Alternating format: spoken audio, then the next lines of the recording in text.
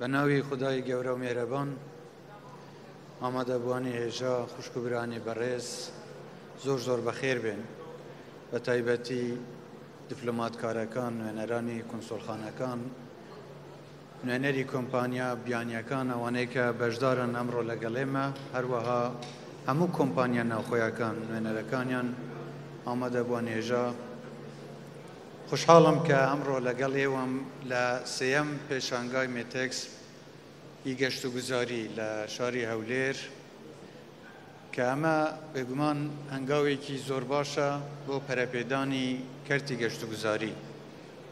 شارەوە نییە کە بەشێک لە ئەجەندە و سیاسەتی حکوومەتی هەرێم لە بژانەوە و پێشخستنی ئابووری کوردستان گەشەپێدان و بژانەوەی کەرتی تایبەتی گەشت و گوزاری و کەرتی گشتیە بە شێوەیەکی گشتی هەم حکوومەت و هەم کەرتی تایبەت بەیەکەوە بتوانن گرنگی بە پەرەپێدانی کەرتی گەشت و گوزاری بدەن.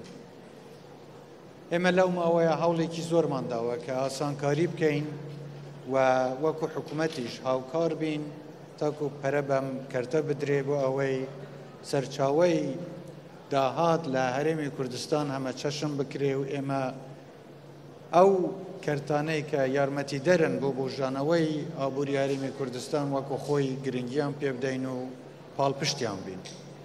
هەرێمی کوردستان شوێنێکی زۆر دەوڵەمەندە، هەم لە ڕووی مێژوو، هەم لە ڕووی کولتور، لە ڕووی پێکەوە ژیانی ئاینی نەتەوەیی، جوانی سروشت و ئەبێ هەوڵی ئەوەش بدرێ کە خزمەتگوزاری زیاتریش دروست بکرێ بۆ هاندانی خەڵکێک چ لە ناوخۆ چ لە دەرەوەی هەرێمی کوردستان بتوانن سوود لەو کەرتە وەربگرن. من دەستخۆشی لە ڕێخەرانی ئەم پێشانگەیە دەکەم و دەستخۆشی لە بەشداربووانی کۆمپانیاکان دەکەم کە بەشدارن لێرە کە بێگومان ئەمە هەمووی بەیەکەوە لەگەڵ حکوومەت دەتوانێت خزمەتێکی زیاتری خەڵکی کوردستان بکات. ئێمە دەمانەوێت جگەلەوەی کە خەڵکی ئێمە سەردانی ناوچە گەشتیارەکانی جیهان دەکەن هەوڵێکی جددی بدرێ بۆ هێنانی گەشتیاری بیانیش بۆ هەرێمی کوردستان. پێشتر هەموو هەوڵی ئێمە ئەوە بووە بۆ ناساندنی شوناس و ناسنامەی نەتەوەیی و نیشتیمانی کوردستان بە دەرەوە، بەڵام زیاتر باسی ئەو کارە ساتانەمان کردووە کە بەسەر نەتەوەکەمان داهاتوو بە چه قۆناغێکی سەختدا تێپەڕێوی.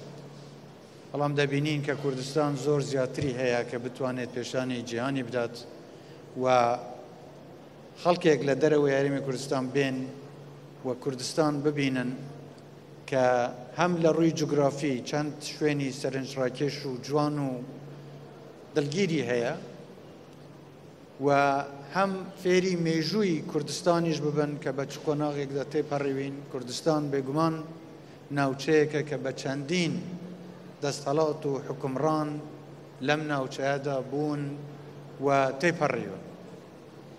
لە لایەکی ترەوە ئەم کولتورە جوانەی کە لە کوردستان هەیە پێکەوە ژیانی ئاینی و نەتەوەیی کە وێنەی نییە ئەوەی لە کوردستانە پێویستە ئێمە زیاتر پێشانی خەڵکی بدەین.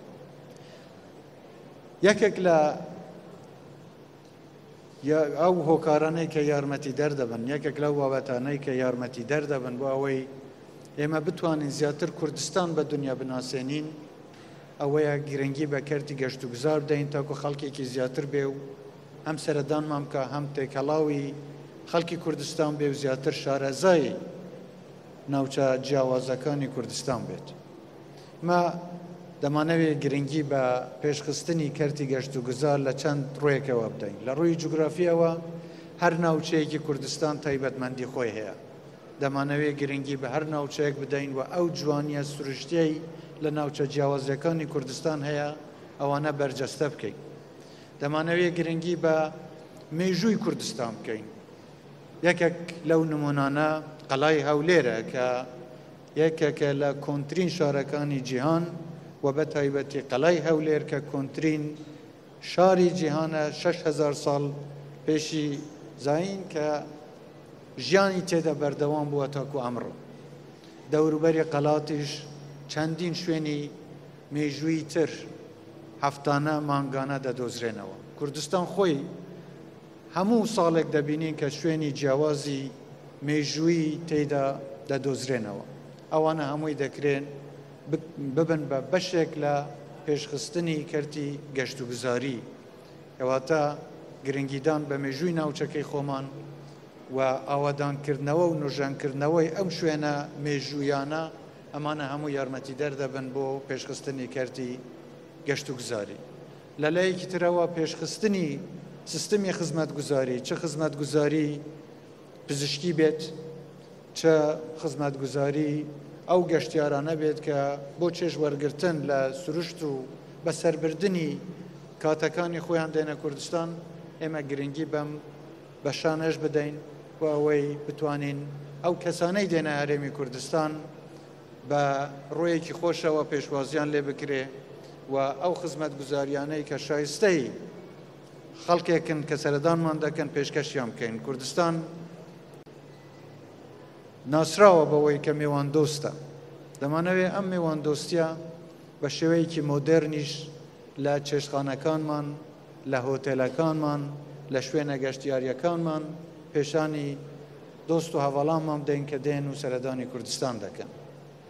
چەندین پرۆژەی گرنگ وەکو حکوومەت لەبەردەستە کە ئەم پرۆژانە دەکرێ ببن بە نەواتێک بۆ پێشخستنی چەندین پرۆژەی هاوشێوە لە دەوروبەری پرۆژە گشتیەکان بۆ پێشخستنی کەرتی گەشتوگوزار. بەشێکی گرنگی ئەو پرۆژانە خەریکە دەکەوێتە کار و بەرنامەی بۆ داڕێژراوە هەر لە زاخۆ بگرە تاکو و هەڵەبجە لە هەموو شوێنەکان بەرنامەی حکوومەت هەیە بۆ پێشخستنی ئەم کەرتە. هەر وەکو باسم کرد هەر شوێنێک تایبەتمەندی خۆی هەیە و دەمانەوێ گرنگی بە هەموو ناوچەکانی کوردستان بدەین کە یەکێک دێ سەردانی شارێک یان شارشکەیەکی کوردستان دەدا، دەمانەوێ ئەوە بۆ بابەتێکی تر بچێت سەردانی شارێکی تری کوردستانیش بدا. جوانی کوردستان لەوەدایە کە زۆر زۆر طبیعەتێکی جیاوازی هەیە، بەڵام دڵی هەموو کوردستانیەک فراوانە و میوان دۆستە، کەواتە شتێکی هاوبەش لە هەموو کوردستاندا دەبیندرێت کە گەشتیار هەست بە ئاسوودەیی دەکات. جگە لەوەی کە ئێمە گرنگی بە کەرتی گەشتوگوزاری دەدەین بۆ هێنانی خەڵکێکی دەرەوەی هەرێمی کوردستان، ئەمە بێگومان هەلیکاریش لە هەرێمی کوردستاندا زیاتر دەکات و وا دەکات خەڵکێکی زۆر لە کەرتی تایبەت بۆ خۆیان ببن بە خاوەن پیشەی خۆیان، خاوەنکاری خۆیان و زۆر کەس کە تاکو ئێستا لەوانەیە کاریان نییە بە هۆی پێشخستنی کەرتی گەشتوگوزاری هەلیکاری زیاتریان بۆ دەرەخسێت و کوردستانمان ڕۆژ بە ڕۆژ هەنگاوی پێشتر بەرەو پێشکەوتن و بژانەوە دەنێت. من جارێکی تر دەستخۆشی لە بەشداربووان دەکەم، بە خێراتنی گەرمی هەموو لایەکتان دەکەم، هیوادارم هەموو لایەکتان سەرکەوتوو بن، کوردستان هەمیشە لە پێشکەوتندا بێت و وڵاتمان ئاوادان بێت. زۆر زۆر بەخێر بن.